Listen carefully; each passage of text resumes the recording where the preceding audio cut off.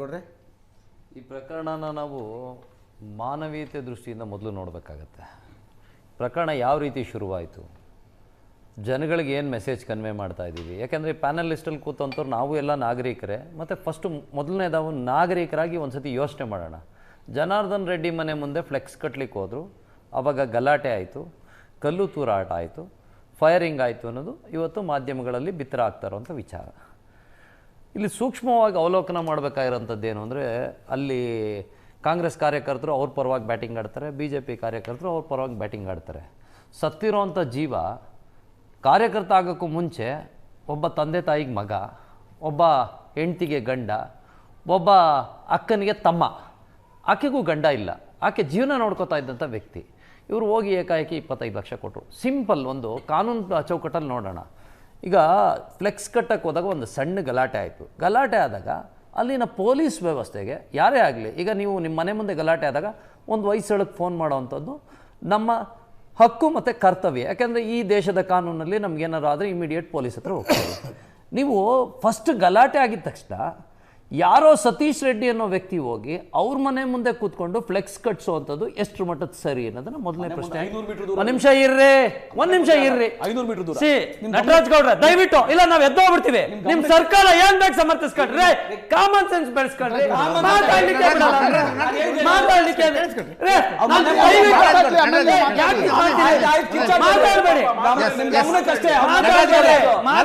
ನಿಮಿಷ ಆದ್ಮೇಲೆ ಅವ್ರಿಗೊಂದು ಅವಕಾಶ ಸಿಕ್ಕಿದೆ.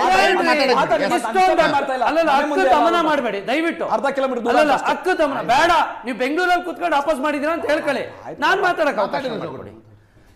ಅವ್ರ ಮನೆ ಮುಂದೆ ಹೋಗಿ ಗಲಾಟೆ ಆಯ್ತು ಅಂತ ಅಂದಾಗ ಅವರು ಕಲ್ಲು ದೊಣ್ಣೆಗಳು, ಇವರು ಅರ್ಧ ಕಿಲೋಮೀಟರ್ ದೂರದಲ್ಲಿದ್ರು ಅಂದ್ರೆ BJP ಕಾರ್ಯಕರ್ತರು ಅರ್ಧ ಕಿಲೋಮೀಟರ್ ಬಂದು ಗಲಾಟೆ ಮಾಡಿದ್ರ ಅನ್ನೋದನ್ನ ಒಂದ್ಸತಿ ಯೋಚನೆ ಮಾಡಬೇಕಾದಂತ ವಿಚಾರ.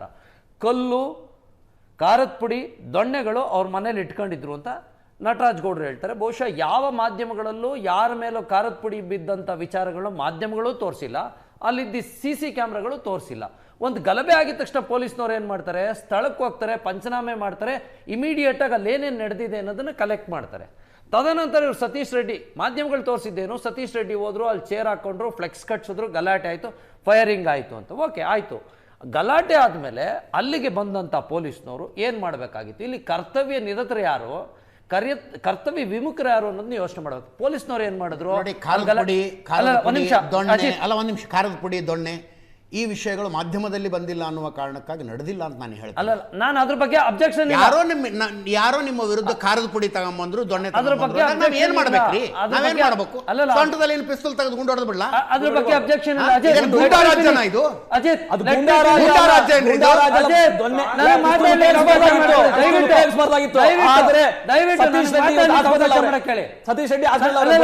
ನನಗ ಮಾತಾಡ್ಲಿಕ್ಕೆ ಅವಕಾಶ ಮಾಡಿ. ಅದನ್ನ ನಂತರ ಏನ್ ಮಾಡ್ತಾರೆ, ಸತೀಶ್ ರೆಡ್ಡಿ ಅವರಾದ್ರು. ಸತೀಶ್ ರೆಡ್ಡಿ ಯಾರು ನಮಗ್ ಗೊತ್ತಿಲ್ಲ. ಅವ್ರು ಹೇಳ್ತಾರೆ ಭರತ್ ರೆಡ್ಡಿ ಅವರ ಬೆಂಬಲಿಗ ಅಂತ ಹೇಳ್ತಾರೆ. ಒಂದು ನಿಮಿಷ ಇರ್ರಿ ವಿಶ್ವ, ಭರತ್ ರೆಡ್ಡಿ ಅವ್ರ ಬೆಂಬಲಿಗ ಅಂತ ಹೇಳ್ತಾರೆ. ತದನಂತರ ಭರತ್ ರೆಡ್ಡಿ ಅವ್ರು ಹೋಗ್ತಾರೆ. ಭರತ್ ರೆಡ್ಡಿ ಅವ್ರು ಹೋದಾಗ ಅವರು ಒಂದು ಸ್ಟೇಟ್ಮೆಂಟ್ ಮಾಡ್ತಾರೆ, ನನ್ನ ಕಾರ್ಯಕರ್ತರಿಗೆ ಹಂಗಾಗಿದ್ರೆ ಹಿಂಗಾಗಿದ್ರೆ ಬೆಂಕಿ ಹಚ್ಬಿಡ್ತೀನಿ ಅಂತ. ಒಬ್ಬ ಈ ಜನಪ್ರತಿನಿಧಿ ಕರ್ತವ್ಯ ಏನು, ಅಲ್ಲಿ ಹೋದಾಗ ಜನಗಳನ್ನ ಸಮಾಧಾನ ಮಾಡ್ಬೇಕಾ, ಗಲಾಟೆ ಮಾಡಿಸ್ಬೇಕಾ? ಆಮೇಲೆ ಎರಡನೇದು ಮಾಡಿಸ್ರಿ, ಇವ್ರ ಕೈ ಭಾಷಣ ಮಾಡಿಸ್ರಿ, ಏನ್ರಿ ಇದು? ಏನ್ರಿ ದೇಶದ ಕಾನೂನು ಹಿಂಗ? ನಾವು ಮಾತಾಡ್ಲೇಬಾರ್ದ? ಅಲ್ಲಿಂದ ಆಚೆಗೆ ಇವ್ರು ಹೇಳ್ತಾರೆ ಸತೀಶ್ ರೆಡ್ಡಿ ಗನ್ಮ್ಯಾನ್ಗಳು ಏಕಾಏಕಿ ಗಾಳಿಲಿ ಗುಂಡೊಡ್ದು. ಮೊದಲು ಹೇಳಿದ್ದೀವಿ ಸ್ಟೇಟ್ಮೆಂಟ್ಗಳೇನಂದ್ರೆ DK ಶಿವಕುಮಾರ್ ಅವ್ರು ಹೇಳ್ತಾರೆ ಯಾರೋ ಗಾಳಿಲಿ ಗುಂಡೊಡ್ದಿದ್ದಾರೆ, ಹಾಗಾಗಿ ತಗಲಿದೆ ಅಂತ. ಬಹುಶಃ ಮಾಧ್ಯಮಗಳಲ್ಲಿ ಆ ದೃಶ್ಯಗಳು ಬಿತ್ತರ ಆಗ್ತಾ ಇದ್ದಾವೆ. ಗಾಳಿಲಿ ಗುಂಡೊಡ್ದಿದ್ದ, ಯಾವ ರೀತಿ ಗುಂಡೊಡ್ದಿದ್ದು? ಗಾಳಿಲಿ ಗುಂಡು ಹೊಡೆದ್ರು ರೀ, ನಿಮ್ಮ ಹತ್ರ ಒಂದು ಫೈರ್ ಆರ್ಮ್ ಇದೆ ಅಂದ್ರೆ ಪಬ್ಲಿಕ್ ಪ್ಲೇಸ್ ನಲ್ಲಿ ಅದನ್ನ ತೆಗೆದು ತೋರಿಸೋದು ಕೂಡ ಆರ್ಮ್ಸ್ ಪ್ರಕಾರ, ತೆಗೆದು ತೋರಿಸೋದು ಕೂಡ ಅಪರಾಧ. ಫೈರ್ ಮಾಡೋದು ಆಮೇಲೆ. ಗಾಳಿಲಿ ಗುಂಡೊಡಿಯೋನು ಹಿಂಗ್ ಹೊಡಿಯಲ್ಲ, ಹಿಂಗ್ ಹೊಡಿತಾನೆ. ಅದನ್ನ ಸ್ವಲ್ಪ ಯೋಚನೆ ಮಾಡ್ಬೇಕಾಗ್ತದೆ. ಹಿಂಗ್ ಹೊಡಿಬೇಕು ಅನ್ನೋದು ಕಾನೂನು ಪ್ರಕಾರ ಇರೋವಂಥದ್ದು. ಹಿಂಗ್ ನೇರವಾಗಿ ಅವ್ರ ಮನೆಗೆ ಆರಿಸ್ತಾರೆ. ಸೊ ಸತ್ತಿರೋರು ಕಾಂಗ್ರೆಸ್ ಕಾರ್ಯಕರ್ತರು ಸತ್ರು ಇವರು ಅಂದ್ರೆ ಎಷ್ಟು ಡಿಸ್ಟೆನ್ಸ್ ಅಲ್ಲಿ ಹೊಡೆದ್ರು ಅನ್ನೋದನ್ನು ಯೋಚನೆ ಮಾಡ್ಬೇಕಾಗ್ತದೆ. ಅವರು BJP ಕಾರ್ಯಕರ್ತರು ಅವ್ರ ಮನೇಲಿದ್ದಾರೆ ಅಂದಾಗ ಇವ್ರು ಬಳಸಿರುವಂತ ಆರ್ಮ್ಸ್ಗಳು ಎಲ್ಲ 30ರಿಂದ 40 ಅಡಿ ರೇಂಜ್ ಇರುವಂತವು. ಅಷ್ಟು ಬಿಟ್ರೆ ಈ ಪಿಸ್ತೂಲ್ಗಳು 30 ಅಡಿಗಿಂತ ಜಾಸ್ತಿ ರೇಂಜ್ ಹೋಗಲ್ಲ.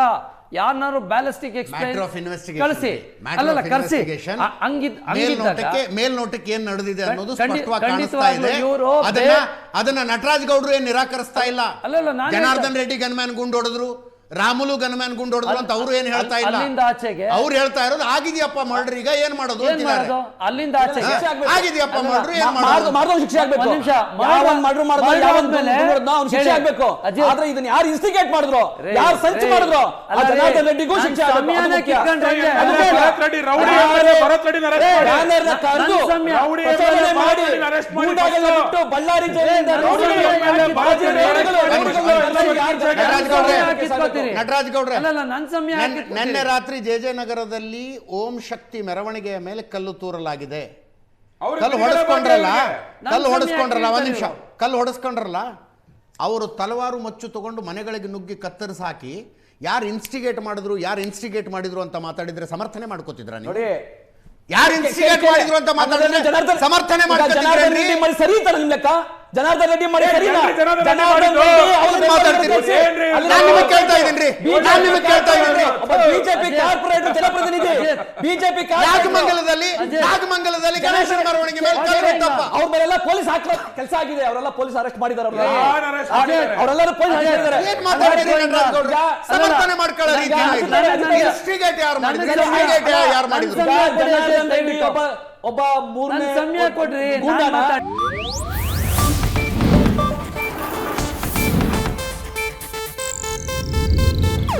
ಇದು ಏಷ್ಯಾನೆಟ್ ನ್ಯೂಸ್ ನೆಟ್ವರ್ಕ್ ಪ್ರಸ್ತುತಿ.